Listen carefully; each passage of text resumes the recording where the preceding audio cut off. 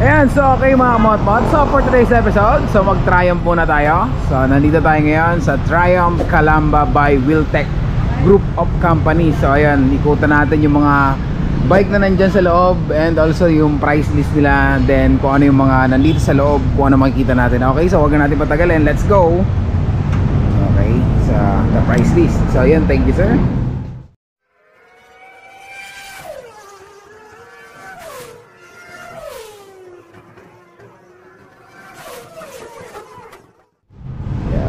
So unahin na natin to, yung Scrambler 1200 XE. So actually hindi na tayo paghihirapan ito kasi nandito na yung mga price list nakalagay na rito. So this is 1200 cc. So parallel twin liquid cool. Ayun, 9,000 horsepower, 90 horsepower, 7,200 rpm and 110 newtons of torque. At 4,000 rpm, seat height 870, medyo mataas, weight 230 kilos, fuel tank 16 liters, and front tire meron siyang 90 by 21 yung diameter, and meron din siyang rear na 150 by 70 by 17 tire diameter sa likod. So the price is 1.280. So yan, ikutan ko. So ito yung Scrambler 1200 XE.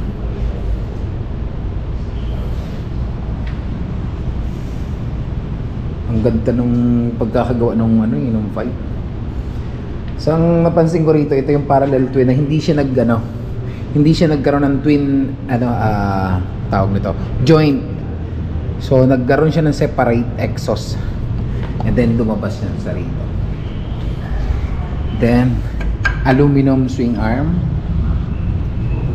chain drive,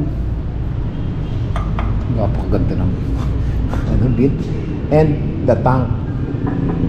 So pure tank, hindi siya yung pairings. Ganda ng TFT.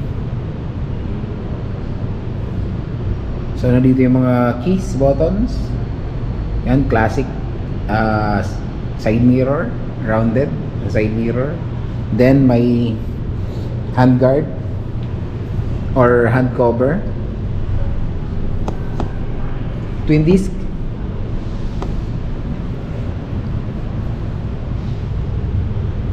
yan, Brembo brakes. Ang ganda ng hydraulic na kinabit,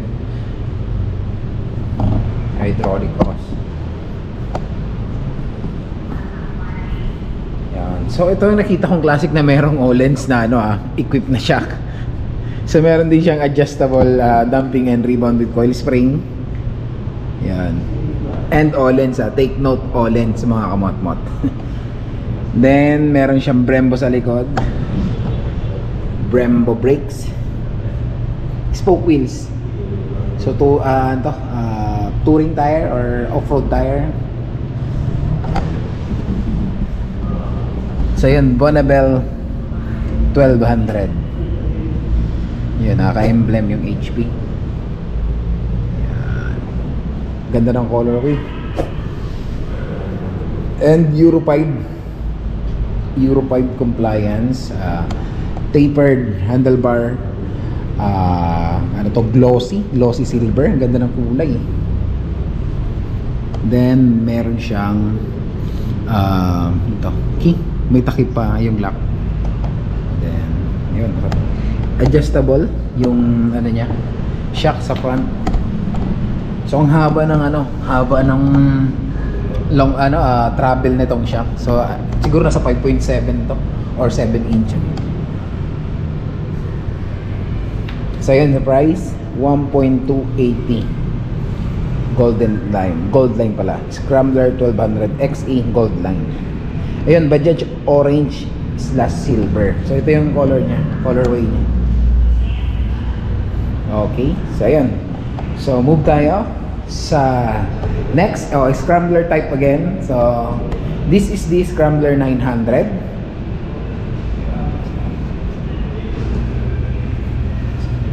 900cc ito mga amot-mot. So ang ganda na ito, oh. Ito talaga yung mga classic design eh. Ganito. So naka twin exhaust, so same lang ng build. So naka parallel twin, separate exhaust. So, hindi siya nagkakaroon ng joint tapos isang exhaust lang. Ito ano eh, naka separate exhaust yung ano niya, head. Yung header ng engine, naka separate yung both exhaust. Yan. Naka radiator na rin, hindi masyadong kita eh, nasa side lang. So napakaganda ng build. So chain drive, so same.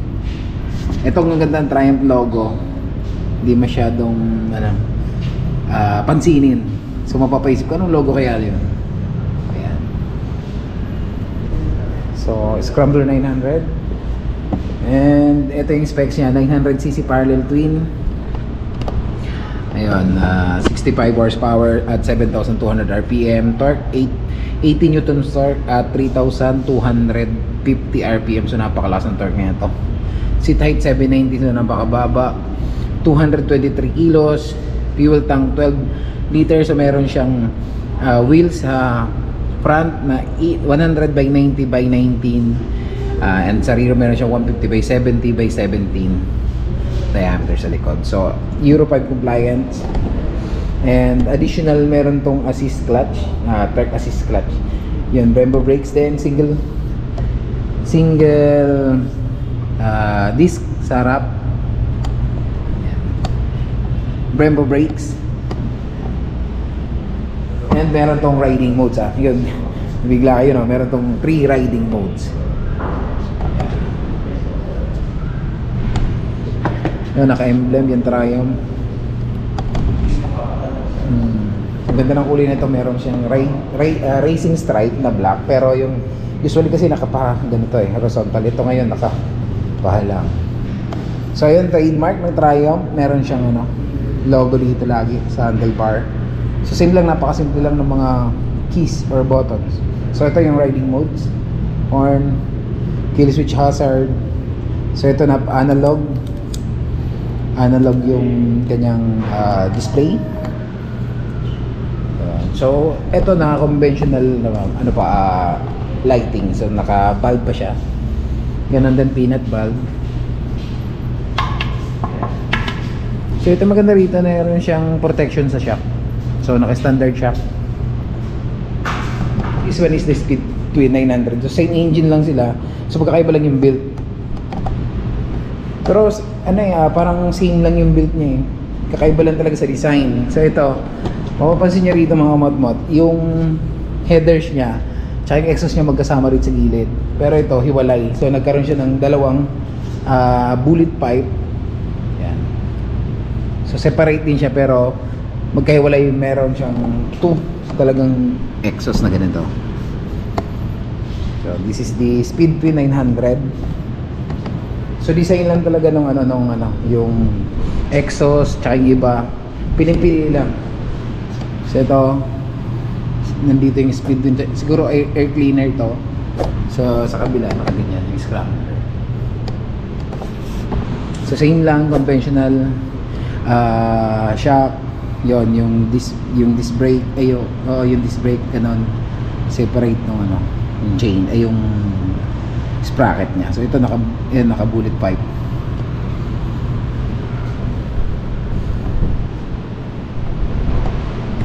Yan, sa price pala hindi ko nasabi yung price. So price ng Scrambler 900 is 840,000 pesos sa Carnival Red.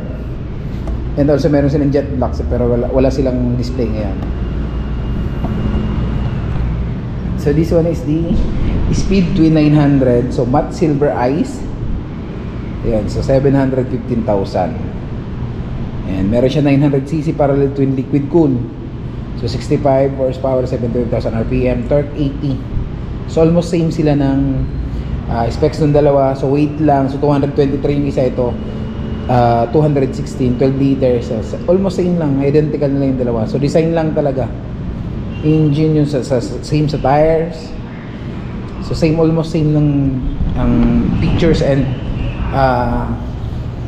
specs nung dalawang bike. Yeah. So the Speed Twin and the Scrambler 900, same 900cc.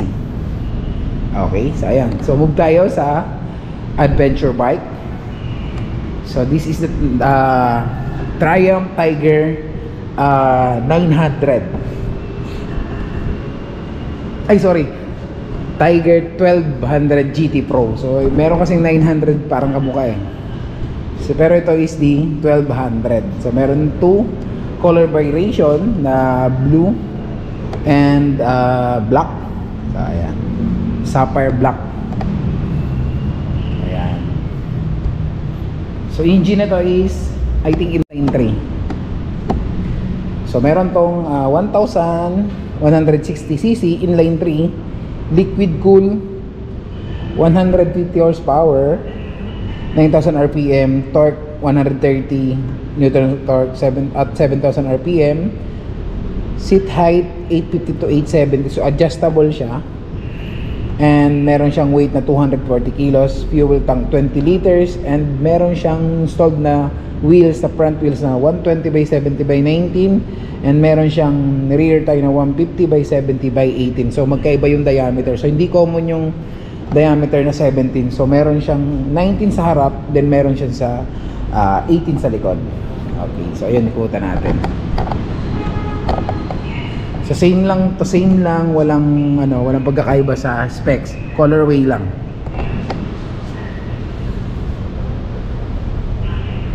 Brembo brakes installed, Mitsler tire. So 150 by 70 by 18, ito yung sinasabi ko kanina. Ayan.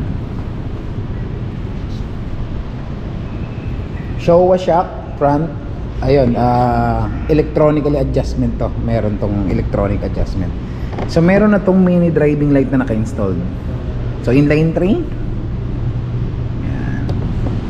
So inverted fork, ito sinabi ko Showa. Brembo brakes, 2 Brembo brakes, 2 disc, mugs type, then Mitsler tire installed. Okay. So ito yung sabi ko sa'yo, meron to 120 by 70 by 19 tire diameter. So iba yung size nito, hindi siya common.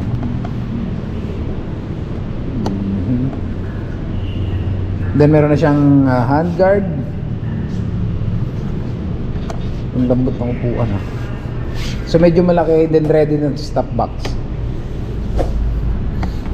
Then meron tong Showa shock na adjustable. Ito ay merong automatic adjustment ng seat height. So same lang sila ng black.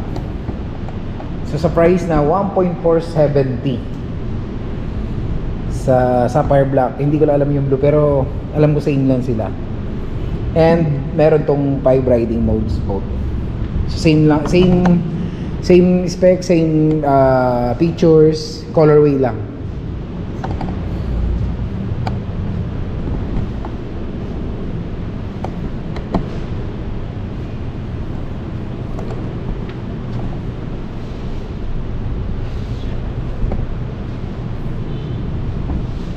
And additional naka TFT. So laki ng ano niya. Naka TFT panel na siya. So meron siyang controls dito, ang daming controls. So may mga keys button dito, sigurado may ano to. Cruise control.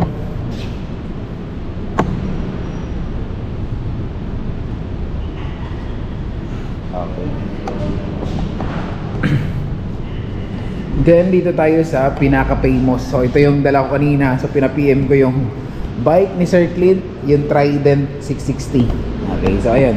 Ang daming Trident doon, no? Pero magkaiba yung price nung dalawa. So ito, nakikita ko ito, parang hindi ko lang sure, pero ito yung parang best seller ng Trident, ang pagkakaalam ko. So this is the Trident 660. So meron tong 3 color variant. So magkakaibang price na ito. Itong Black Sapphire is 516. Ito yung Black Sapphire. So glossy black na may stripe na red. Then this is the orange. Orange. And meron siyang silver. Ito. Yun, matte Bajaj orange, and this is the silver. Ayan. Ayan. Then sa price niyan, yung orange and silver is 522. Pero yung sapphire, black sapphire is 516. Ayan. So ito yung gawin natin model na na bike. So meron tong 660cc inline 3. Yan. So inline 3, 81 horsepower, 10,200 RPM. Yon. So 81 horsepower at 10,250 RPM. And meron din ng torque na 64 newtons of torque at 5,250 RPM. And meron tong seat height na 805 mm. So napakababa. Nagamit ko ito kanina. Sobrang baba, naka flat footed talaga ako. So napaka-friendly nito sa ano. Hindi lang flat footed dahil sa ano, sa slim masyadong upuan. So yun. Then meron tong weight na 189 kilos. So ramdam ko na sobrang gaan nung bike kasi mabilis siyang isingit, mabilis mong i-overtake, yon, hindi ka masyadong hirap. So fuel tank capacity 14 liters, meron ditong 14 liters na fuel tank capacity, and meron tong equipped na tires na 120 by 70 by 17 tire diameter sa harap. Then meron dito sa likod na 180 by 55 by 17. So tara, silipin natin. And also twin disc to sa harap with Showa inverted fork. Then meron tong 2-piston Nissan brake caliper na installed, 2 twin disc. So 320 yata to, 310 mm diameter. Okay, so yun, meron tong 120 by 70 by 17 na tire diameter na Michelin Road 5 yung naka-install. So napakagandang tires na. And also meron din tong sa likod na 180 by 55 na tire diameter, same lang, Michelin Road 5, and single piston Nissan brake caliper sa likod. And meron ng 220 disc diameter. Yon, naka-inclined or naka-horizontal na shock. So meron tong chrome design na foot peg support. Napakaganda. So inline 3. Napakalambot. So masabi ko gamit ko na tong bike na to eh. So napakalambot talaga ng upuan nito, mabilis siya, sobrang malakas ang torque. Ramdaman mo talaga na bawat piga mo, ramdaman mo yung yung torque niya. Ayan. So this is the Trident 660. So magkaibang kulay ang colorway, magkaiba yung price. So 516 the sapphire black, then orange and silver is 522. So ito yung iba. Ito yung ibang stock. So ito silver, then sapphire black, orange. So ayan, maganda, no? Matte Baja orange. Okay, so yun ang pagkakaiba, colorway lang yun, inawin ko lang mga kamat-mat. The Trident 660. Okay. So next tayo yung isa talaga sa nagustuhan ko. Ito talaga yung kukunin ko dapat Ito yung Tiger 660. Isa talaga ito sa nagustuhan ko noon, kaso hindi ko nakuha So yung engine na ito is same lang ng Trident 660. Ang pagkakaiba lang, this is a sports touring bike, pero the rest same lang. So meron silang yung sapphire black na colorway. So wala lang tong visor, pero may visor tayo na naka-install. So kasi to display, hindi pa nila kinakabit. Yan. So same lang yung engine nito ng Trident 660. So meron din tong 660cc inline 3. Yan liquid cool. Yan, 81 horsepower at 10,250 RPM, and meron tong 64 newtons of torque at 5,250 RPM. Then meron tong bigat na konti, mas mabigat ng konti sa Trident dahil ito nag-weight to ng 206 kilo compared dun sa 189 kilo. So yun. And meron tong 835 mm seat height. So medyo mataas to compared doon sa 806 lang. So medyo mataas ang seat height nito. Then meron tong 17.2 liters fuel tank capacity. Mas malaki din ng konti. Pero yun, dinawin ko, same engine, same specs, build lang ang pagkakaiba dahil sports touring to. The Tiger 660. Yan. So meron tong color variation na isa lang dito, isa lang. Pero hindi ko alam kung meron pa. Alam ko meron silver and blue nito eh. Yan. So Nissan brake sa likod. Same. 220. Same lang.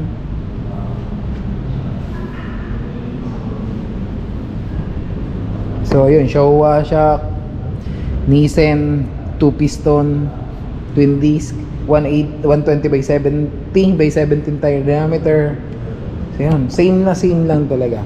So pagkakaiba lang is yung build nya. Okay.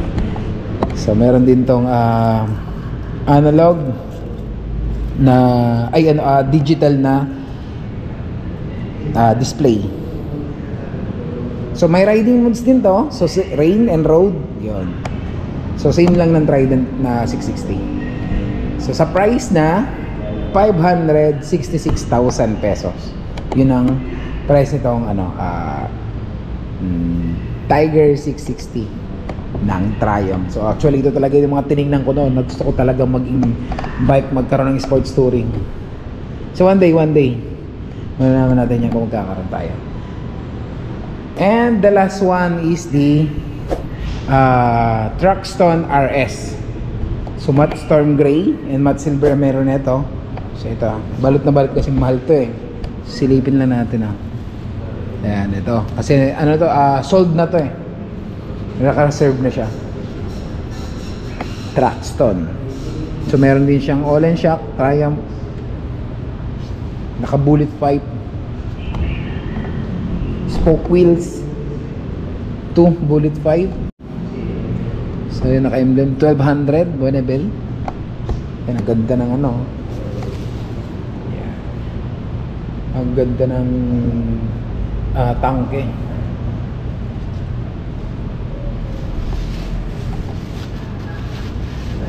So yun, kay yan, reserve na kasi yan, reserve unit na. So nakaganda yung gold inverted fork, Brembo brakes, twin Brembo brakes. Inverted fork, ang ganda. So meron tong 1200, so 1200cc parallel twin, liquid cool, 105 horsepower at 7,500 rpm, and meron tong 112 newtons of torque at 4,250 rpm, and meron siyang seat height na 810 mm, so mababa. Then meron tong kilo na 218 kilos with fuel tank capacity 14.5 liters. Then yun, sinabi ko kanina, meron siyang 120 by 70 by 17 tire diameter sa harap. Then meron din siyang 160 by 60 by 17 tire diameter sa likod. Yan, tingnan natin muna. Yan. So the Truckstone RS sa price na 1.330. Yan. So may available color to na matte storm gray and matte silver ice. So 2 color variation to. So ito talaga retain talaga yung classic copper racer type. Nandito naka bar end stop.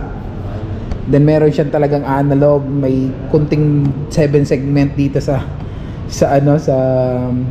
display niya. Pero ito kita mo talaga yung naka-analog pa lahat Yung key, manual key. Ito rin naka-hydraulic. Yung reservoir, may modes. Classic bike na may riding modes. Then naka halogen valve. So conventional pa, rounded shape. Sa classic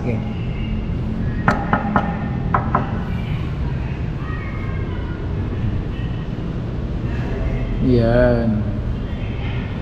Napakaganda. Ito talaga na nabibilib ako kasi classic bike, pero naka Showa shock and exclusive to Triumph to So Olens and Triumph nag-combine sila para may lagay yung dito, yung shock mismo. Ayan, naka Olens Triumph. So exclusive lang talagang ginagamit sa Triumph shock.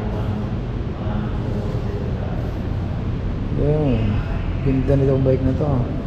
So copy racer type. Okay. So yun mga kamatmat, so ayan, sana nag-enjoy kayo. Sana nakuha yung tips and ideas pagdating sa price list ng Triumph, Calamba, Wiltec group of companies. Sana may nakuha yung tips and ideas dito. May learnings kayo nakuha pagdating sa price. Yan. Hanggang sa susunod ulit na vlog. So hanggang dito lang yung episode. So this is Simon, see you on the road. Peace out.